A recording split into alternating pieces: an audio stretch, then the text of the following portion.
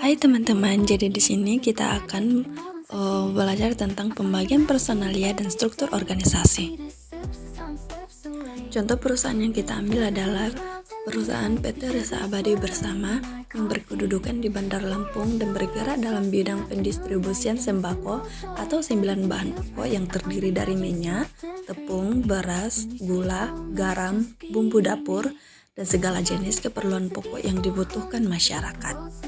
Jadi, PT Resa Abadi Bersama itu memiliki visi dan misi. Visinya itu adalah selalu memberikan pelayanan yang profesional agar dapat menambah nilai bagi klien demi keberlangsungan perusahaan. Dan misinya adalah menyediakan layanan dan pendistribusian sembako yang mencakup pelosok dan desa-desa yang mungkin masih sulit untuk dijangkau. Pembagian personalia dan struktur organisasi itu merupakan dua aspek penting dalam manajemen suatu perusahaan. Pembagian personalia yang tepat itu memungkinkan perusahaan untuk mengoptimalkan penggunaan sumber daya manusia, sedangkan struktur organisasi yang efektif memfasilitasi koordinasi dan kolaborasi antara departemen. Nah, di sini ada struktur perusahaan yang terdiri dari pemilik perusahaan atau owner, kemudian office manager, driver, sales, gudang, dan admin. Tugas dan tanggung jawab pemilik perusahaan atau owner itu adalah bertanggung jawab dengan mengurus seluruh pegawai atau bawahannya. Admin dan administrasi itu bertugas untuk melakukan tata kelola administrasi perusahaan. Nah, seorang admin itu akan mempunyai tanggung jawab untuk mengatur pelaksanaan sistem kerja perusahaan. Nah, dalam melakukan tugasnya, seorang admin tidak lepas dari data.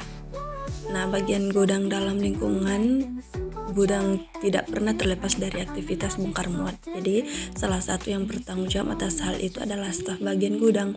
Artinya, mereka itu bertugas untuk menguasai sekaligus mencatat setiap barang yang dimuat maupun dibongkar. Nah, kemudian ada bagian sales yang merupakan bagian dalam perusahaan yang bertanggung jawab untuk melakukan penjualan pada produk yang dimiliki perusahaan. Nah, yang terakhir itu tugas dan tanggung jawab bagian driver itu untuk mengantarkan barang ke lokasi yang dituju dengan aman dan selamat. Nah, dalam perusahaan itu pasti ada masalah. Nah, salah satu masalah yang dihadapi PT Resa Abadi penataan pengiriman barang dan kurangnya pengetahuan masing-masing karyawan yang akan tugas yang mereka fokuskan sehingga kegiatan pengiriman bisa saja menjadi bermasalah dan tidak efektif. Namun hal itu tidak dibiarkan saja oleh perusahaan, maka solusi yang diambil adalah mengingatkan kembali karyawan tentang job desk mereka masing-masing dan memberitahu seluruh bagian pengiriman agar bisa menata dengan rapi segala data dalam pengiriman barang. Untuk menghasilkan kualitas dalam pelayanan pengiriman yang baik, itu mereka harus mencatat dan menghitung dengan terperinci semua barang sebelum dikirim ke tempat tujuan. Mungkin dibutuhkan beberapa orang agar penghitungan dapat lebih teliti dan optimal. Jadi masalah yang dibahas tadi, kesimpulan yang dapat diambil adalah sangat penting bagi masing-masing karyawan untuk bisa lebih mengembangkan kemampuan mereka di bidang mereka masing-masing sehingga seluruh pekerjaan dapat berjalan dengan baik dan efisien.